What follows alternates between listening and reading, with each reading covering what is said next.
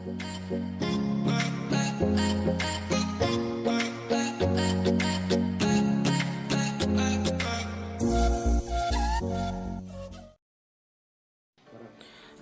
നമസ്കാരം, എല്ലാവർക്കും ദേവ്സ് കുക്കിംഗ് വേണ്ട പുതിയ വീഡിയോയിലേക്ക് സ്വാഗതം. വീഡിയോയിലേക്ക് പോകുന്നതിന് മുന്നേ ഡിയർ ഫ്രണ്ട്സ്, എല്ലാവരോടും എനിക്കൊരു റിക്വസ്റ്റ് ഉണ്ട്. നിങ്ങൾ വീഡിയോ മുഴുവനായി കാണുകയും വേണം. അതുപോലെ തന്നെ സബ്സ്ക്രൈബ് ചെയ്യാതെ കാണുന്നവർ ദയവ് ചെയ്ത് സബ്സ്ക്രൈബ് ചെയ്തിട്ട് കാണാൻ ശ്രദ്ധിക്കുക. ബെല്ലൈക്കൺ കൂടെ പ്രസ് ചെയ്താൽ പുതിയ വീഡിയോസിൻ്റെ നോട്ടിഫിക്കേഷൻ കിട്ടും. ഇന്ന് ഞാനൊരു അപാര രുചിയിൽ ഒരു മീൻ പൊള്ളിച്ചതിൻ്റെ റെസിപ്പിയാണ് കാണിക്കുന്നത്. ഇതിനു മുന്നേ ഞാൻ അയല പൊള്ളിച്ചത് കാണിച്ചിട്ടുണ്ട്, പക്ഷേ ഇത് കുറച്ച് ഡിഫറെൻ്റ് ആയിട്ടാണ് ചെയ്തിരിക്കുന്നത്. എല്ലാവരും കൊതിപ്പിക്കുന്ന ഈ വീഡിയോ നമുക്ക് കണ്ടാലോ? അപ്പോൾ ഫ്രണ്ട്സ്, ഞാനിന്ന് കരിമീനാണ് പൊള്ളിക്കാൻ പോകുന്നത്. അത് ഞാൻ നന്നായിട്ട് വെട്ടി കഴുകി നല്ല ക്ലീനാക്കി വെച്ചിട്ടുണ്ട്. അപ്പോൾ അതിന് നമുക്ക് വരഞ്ഞുകൂടെ കൊടുക്കണം, എന്നാലേ അതിലെല്ലാം മസാലയും അതിനോട്ട് പിടിക്കുകയുള്ളൂ. അപ്പോൾ നമുക്ക് ഫസ്റ്റ് ഒന്ന് മാരിനേറ്റ് ചെയ്യാം. മാരിനേറ്റ് ചെയ്യാനായിട്ട് ഞാൻ അല്പം ഉപ്പും ആവശ്യത്തിന് ഉപ്പിട്ട് കൊടുക്കാം കേട്ടോ. ഒരു 2 ടേബിൾ സ്പൂണോളം റെഡ് ചില്ലി പൗഡർ ഇട്ട് കൊടുക്കുന്നുണ്ട്, കാശ്മീരി ചില്ലി പൗഡർ. ഞാൻ കൂടുതലാണ് ഇട്ടത്, 2.5 ടേബിൾ സ്പൂൺ. അതുപോലെ തന്നെ 1 ടീസ്പൂൺ കുരുമുളക് പൊടിയും 1 ടേബിൾ സ്പൂൺ മല്ലിപ്പൊടിയും. അപ്പോൾ ഇത്രയും ഒന്ന് മിക്സ് ചെയ്യണം. അത് ഞാൻ കുറച്ച് ലെമൺ ജ്യൂസും കൂടെ ഒഴിച്ചാണ് മിക്സ് ചെയ്യണത്, ബാക്കി വെള്ളവും. അപ്പോൾ ഇത്രയും ഒഴിച്ചൊന്ന് മിക്സ് ചെയ്തിട്ട് ഒരു പേസ്റ്റ് ആക്കിയിട്ട് നമുക്ക് അതിലോട്ട് തേച്ച് പിടിപ്പിക്കാൻ എളുപ്പമാവും. അതിനാണ് അങ്ങനെ ചെയ്തത്. ഇത് നമുക്ക് ഒരു മിനിമം 1 ഹവറെങ്കിലും വെച്ചേക്കണം. അപ്പോൾ നന്നായിട്ട് ആ മസാലയൊക്കെ ആ മീനിൻ്റെ എല്ലായിടത്തും അങ്ങ് പിടിക്കും. അപ്പോൾ നമുക്കങ്ങ് ചെയ്ത് കൊടുക്കാം. പിന്നെ ഫ്രണ്ട്സ്, ഇതിൻ്റെ കളർ കൊടുക്കുന്ന മഞ്ഞൾപ്പൊടിയും കൂടെ ഉണ്ട് കേട്ടോ, അത് ഞാൻ വിട്ടുപോയി. അപ്പോൾ അതുകൂടെ നമുക്ക് ചേർത്ത് കൊടുക്കാം. പിന്നെ ജിഞ്ചർ ഗാർലിക് പേസ്റ്റ് ഇഷ്ടമാണെന്നുള്ളവർക്ക് ചേർക്കാം, പക്ഷേ അത് ഞാൻ അല്ലാതെ തന്നെ ആഡ് ചെയ്യുന്നുണ്ട്. അതുകൊണ്ട് ഞാനത് ചേർക്കാതെയാണ് ചെയ്തത് കേട്ടോ. നിങ്ങൾക്ക് വേണമെങ്കിൽ അതും കൂടെ ആഡ് ചെയ്യാം.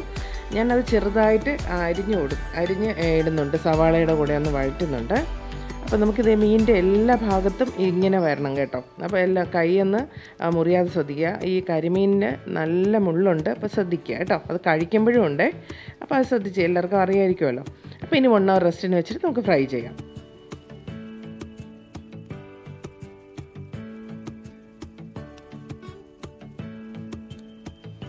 അപ്പോൾ നമ്മുടെ മീൻ നല്ല മസാലയൊക്കെ പിടിച്ച് നല്ല സൂപ്പറായിട്ട് വന്നിട്ടുണ്ട്.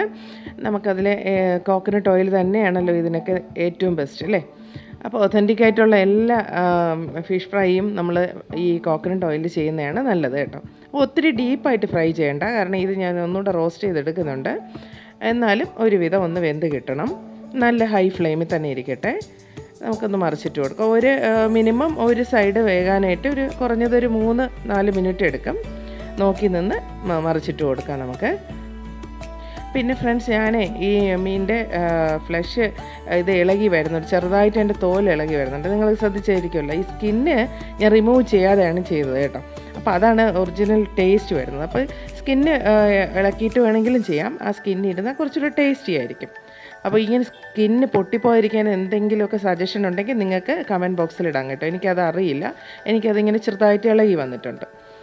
അപ്പോൾ നമ്മുടെ ഫിഷ് ഫ്രൈ ഇവിടെ റെഡി ആയിട്ടുണ്ട്. ഇനി അതേ ഓയിലിൽ തന്നെ നമുക്ക് ബാക്കി കാര്യങ്ങൾ ചെയ്യാം കേട്ടോ.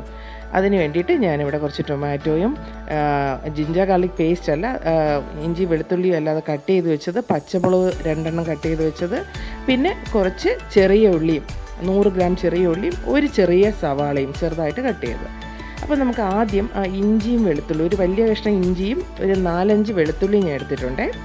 കണക്കൊക്കെ ഇതുപോലെ നിങ്ങൾ നോക്കിയാൽ മതി. എനിക്ക് 4 ഫിഷ് മാരിനേറ്റ് ചെയ്ത് വെച്ചതാണ്. അപ്പോൾ അതിന് അത്രയ്ക്ക് കൂടുതലാണ് ഞാൻ എടുത്തിട്ടുള്ളത്. നിങ്ങൾക്ക് 2 ഫിഷ് ആണെങ്കിൽ ഇതിന് കുറച്ച് മതി കേട്ടോ. അപ്പോൾ എല്ലാം ഇഞ്ചിയും വെളുത്തുള്ളിയും ഒന്ന് മൂപ്പിച്ചതിന് ശേഷം നമുക്ക് സവാളയും ഉള്ളിയും കൂടെ ആഡ് ചെയ്ത് കൊടുക്കാം. അതുപോലെ തന്നെ കറിവേപ്പിലയൊക്കെ ഇതിൽ ഏറ്റവും കൂടുതൽ ചേർത്ത് അത്രയ്ക്ക് മണം ഉണ്ടാവും. അപ്പോൾ ഇനി നമുക്ക് ഫിഷ് മാരിനേറ്റ് ചെയ്യാനായിട്ട് ഞാൻ ഉപ്പ് ചേർത്തിട്ടുണ്ടായിരുന്നു, പക്ഷേ ഇതിലും ഉപ്പ് ആവശ്യമുണ്ട്. അതുപോലെ തന്നെ നമുക്ക് ആ ടൊമാറ്റോയും കൂടെ ഇട്ട് കൊടുക്കാം കേട്ടോ. എല്ലാം കൂടെ നന്നായിട്ടൊന്ന് വഴന്ന് വരണം, നല്ല മൂത്ത് വരണം. ഒരു 5-6 മിനിറ്റ് നന്നായിട്ട് വഴറ്റി കൊടുക്കുക. എന്നിട്ട് നമുക്ക് കുറച്ചുകൂടെ മഞ്ഞൾപ്പൊടിയൂടെ വേണമെങ്കിൽ ആഡ് ചെയ്യാം.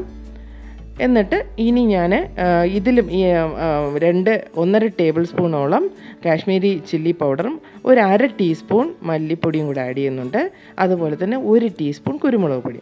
ഞാൻ കാശ്മീരി റെഡ് ചില്ലി പൗഡർ ആയതുകൊണ്ട് തന്നെ ഇതിൽ ഒരുപാട് എരിവ് ഇങ്ങനെ വരുന്നില്ല കേട്ടോ. ഞാൻ അതാണ് അത് ക്വാണ്ടിറ്റി കൂടുതൽ എടുക്കുന്നത്. നിങ്ങൾ സാധാരണ മുളക് പൊടിയാണെങ്കിൽ കുറയ്ക്കണം കേട്ടോ. ഇനി നല്ല കട്ടി തേങ്ങാപ്പാൽ, അതാണ് ഇതിന് ഏറ്റവും ബെസ്റ്റായിട്ട് ടേസ്റ്റ് കൂട്ടുന്ന ഫാക്ടർ. അപ്പോൾ ഇതെന്തായാലും സ്കിപ്പ് ചെയ്യാതെ ചെയ്യുക. ഞാൻ അയില മീൻ ഫ്രൈക്ക് ഇങ്ങനെ ചെയ്തിട്ടില്ലായിരുന്നു, ഇതിന് ഞാൻ ചെയ്യുന്നുണ്ട്. അതുകൊണ്ട് സ്പെഷ്യൽ ടേസ്റ്റാണത്. അത് നന്നായിട്ട് വറ്റി വരണം. വറ്റി വന്നതിന് ശേഷം നമുക്ക് ഈ ഫ്രൈ ചെയ്ത് വെച്ചേക്കുന്ന ഫിഷും കൂടെ ഇതിനോട്ട് ആഡ് ചെയ്ത് കൊടുക്കാം. ആഡ് ചെയ്തിട്ട് നമുക്ക് മറിച്ചും തിരിച്ചും ഒന്നും ഇടണ്ട, അതിൽ ഇങ്ങനെ കിടന്ന് ഒരു 5 മിനിറ്റെങ്കിലും നന്നായിട്ട് അത് പൊതിഞ്ഞ് വെച്ചൊന്ന് വേവിക്കണം. അപ്പോൾ ആ തേങ്ങാപ്പാലിൻ്റെ ടേസ്റ്റ് എല്ലാം അതിൽ നന്നായിട്ട്, ആ ജ്യൂസ് എല്ലാം അതിലിറങ്ങി നല്ലൊരു രുചി വരും. അതിന് വേണ്ടിയിട്ടാണ് ഇങ്ങനെ ചെയ്യുന്നത്. ഇനി നമുക്ക് മീൻ പൊള്ളിച്ചതിന് ഏറ്റവും ഒഴിവാക്കാൻ പറ്റാത്ത ഒരു സംഭവമാണ് വാഴയില. അപ്പോൾ വാഴയിലയിൽ തന്നെയാണ് ഞാനും ചെയ്യുന്നത് കേട്ടോ. അത് നന്നായിട്ടൊന്ന് വാട്ടിയെടുക്കുക. എല്ലാവർക്കും അറിയായിരിക്കും വാഴയില വാട്ടാനായിട്ട്. അപ്പോൾ നമുക്കത് വാട്ടിയെടുക്കാം. എന്നിട്ട് ഇനി നമുക്ക് ഓരോ മീനായിട്ട് ഓരോ ഇലയിലും പൊതിഞ്ഞു കൊടുക്കാം. അപ്പോൾ നമുക്കിത് ഇലയിൽ നന്നായിട്ടൊന്ന് കവർ ചെയ്തെടുക്കണം. അപ്പം നമ്മുടെ മീനിൻ്റെ ആ ഭംഗി കണ്ടപ്പോൾ തന്നെ കൊതി വരുന്നു കഴിക്കാനല്ലേ. അത്ര ടേസ്റ്റ് സൂപ്പറാണ് കേട്ടോ ഇത്. ആ മസാലയെല്ലാം കൂടെ ചേർത്ത് കഴിക്കാൻ അപാര ടേസ്റ്റാണേ. അപ്പോൾ ദേ നമ്മുടെ വാഴയിലയിൽ നമ്മൾ ചോറൊക്കെ പൊതിയില്ലേ, അതുപോലെ നല്ല സേഫായിട്ട് പൊതിഞ്ഞെടുക്കുക. അതിനൊരു കീറലൊന്നും ഉണ്ടാകരുത്. വാഴ നാരിട്ട് കെട്ടിക്കൊടുക്കുക. അപ്പോൾ ഇതുപോലെ ചെയ്താൽ മതി. എല്ലാ മീനും നമുക്കിങ്ങനെ ചെയ്യാം. പിന്നെ നമ്മൾ വേറൊരു കാര്യം, ഞങ്ങൾ ഗ്യാസ് അടുപ്പിലാണ് ഞാനിത് പൊള്ളിച്ചെടുക്കുന്നത്. അപ്പോൾ നമുക്ക് പാനിൽ തന്നെ ഇത് ചെയ്യാം കേട്ടോ. കനലടുപ്പിലൊക്കെ ആണെങ്കിൽ കുറച്ചുകൂടെ ടേസ്റ്റ് ആയിരിക്കും. എനിക്കിപ്പോൾ അതിൻ്റെ ഒരു സൗകര്യം ഇല്ലാത്തതുകൊണ്ട് ഞാൻ ഗ്യാസ് അടുപ്പിൽ തന്നെയാണ് ചെയ്യുന്നത്. കുറച്ച് ഓയിൽ ഞാനൊരു പാനിൽ സ്പ്രെഡ് ചെയ്ത് കൊടുത്തിട്ടുണ്ട്. കോക്കനട്ട് ഓയിൽ തന്നെയാണ്. ഇനി നമുക്കിത് ഒരു സൈഡ് കുറഞ്ഞതൊരു 7 മിനിറ്റ് അല്ലെങ്കിൽ ഒരു 6 മിനിറ്റ് മീഡിയം ഫ്ലെയിമിൽ വെച്ചിട്ട് നമുക്കൊന്ന് പൊള്ളിച്ചെടുക്കാം ഒരു സൈഡ്. എന്നിട്ട് ഒരു സൈഡ് അതേപോലെ 5-6 മിനിറ്റ് ഒന്ന് പൊള്ളിച്ചെടുക്കുക. എന്നാൽ മാത്രമേ അതിൻ്റെ ആ ഓയിലിൻ്റെ എക്സ്ട്രാക്റ്റൊക്കെ ഇറങ്ങി റിയൽ ആയിട്ടുള്ള ഒരു ടേസ്റ്റ് നമുക്ക് വരികയുള്ളൂ. അപ്പോൾ എനിക്കിത് വേറെ വ്യത്യാസമൊന്നും തോന്നിയില്ല കേട്ടോ. കനലടുപ്പിലെ പോലെ തന്നെ നമ്മൾ റെസ്റ്റോറൻറ്റിലൊക്കെ കഴിക്കുന്ന, കുട്ടനാടൊക്കെ പോകുമ്പോൾ നമ്മൾ കഴിക്കുന്ന അതേ രുചി തന്നെയാണ് ഇതിലുണ്ടത് കേട്ടോ. നിങ്ങളിനി അങ്ങനെ അല്ലാന്ന് വിചാരിച്ച് ചെയ്യാതിരിക്കേണ്ട. സൂപ്പർ ടേസ്റ്റാണ്. നിങ്ങൾ ഒട്ടും തന്നെ ഇത് മിസ് ചെയ്യാതെ ഇനി കരിമീൻ കിട്ടുമ്പോൾ ഫ്രൈ ചെയ്യാതെ പൊള്ളിച്ചൊന്ന് എടുത്ത് നോക്കൂ. അതിനൊരു സ്പെഷ്യൽ ടേസ്റ്റ് തന്നെ ആയിരിക്കും. അപ്പം ഞാൻ അടുത്ത ബാച്ച് വീണ്ടും ഇട്ട് കൊടുക്കുന്നുണ്ട്. പിന്നെ ഫ്രണ്ട്സ്, ഇതിന് ഞാൻ നല്ലൊരു ബെസ്റ്റ് പാർട്ട്ണറിനെയാണ് ഇന്ന് ചെയ്തിരിക്കുന്നത് കേട്ടോ. എന്താണ്, കപ്പ പുഴുങ്ങി കടുക് വറുത്തെടുത്തിട്ടുണ്ട് കേട്ടോ. ഇതിൻ്റെ ടേസ്റ്റ് ഉണ്ടല്ലോ, എനിക്ക് പറയാൻ വയ്യ, വല്ലാത്തൊരു രുചിയാണ്. അപ്പോൾ നിങ്ങൾക്കറിയാം, കരിമീൻ എന്ന് പറയുന്നത് നമ്മുടെ മീനുകളുടെ ഏറ്റവും വലിയ ടേസ്റ്റുള്ള മീനാണ് അല്ലേ. അപ്പോൾ അത് പൊള്ളിച്ചും കൂടെ എടുത്താലോ അപാര ടേസ്റ്റ് തന്നെ ആയിരിക്കും. അപ്പോൾ എല്ലാവർക്കും ഇത് ഇപ്പോൾ നല്ലതായിട്ട് അവൈലബിൾ ആയിട്ടുള്ള ഒരു ടൈമാണെന്ന് തോന്നുന്നു. തീർച്ചയായിട്ടും നിങ്ങളിത് ട്രൈ ചെയ്ത് നോക്കുക കേട്ടോ. വാഴയിലേക്ക് നമുക്ക് വാങ്ങാനൊക്കെ കിട്ടും മാർക്കറ്റിൽ. ഇനിയിപ്പോൾ ലോക്ക്ഡൗൺ ആയതുകൊണ്ട് എനിക്ക് എങ്ങനെയാണെന്ന് അറിയില്ല, എങ്കിലും കിട്ടുകയാണെങ്കിൽ നിങ്ങൾ എന്തായാലും ഇത് ചെയ്ത് നോക്കുക കേട്ടോ. ഇതുപോലുള്ള രുചികരമായ വീഡിയോസിനായിട്ട് നിങ്ങൾ ദേവ്സ് കുക്കിംഗ് വേൾഡ് എന്തായാലും സബ്സ്ക്രൈബ് ചെയ്ത് ബെല്ലൈക്കൺ കൂടെ പ്രസ് ചെയ്യാൻ മറന്നു പോകരുത്. പിന്നെ എൻ്റെ ഫ്രണ്ട്സ്, നിങ്ങളുടെ കമൻറ്റ്സ് എനിക്ക് വാല്യുബിളാണ്. കമൻറ്റ് ബോക്സിൽ കമൻറ്റ്സ് ഇടാനും മറന്നു പോകരുത്. വീണ്ടും നല്ലൊരു ടേസ്റ്റി എപ്പിസോഡുമായി കാണും വരേക്കും സേഫായിട്ടിരിക്കുക. Till then, good bye.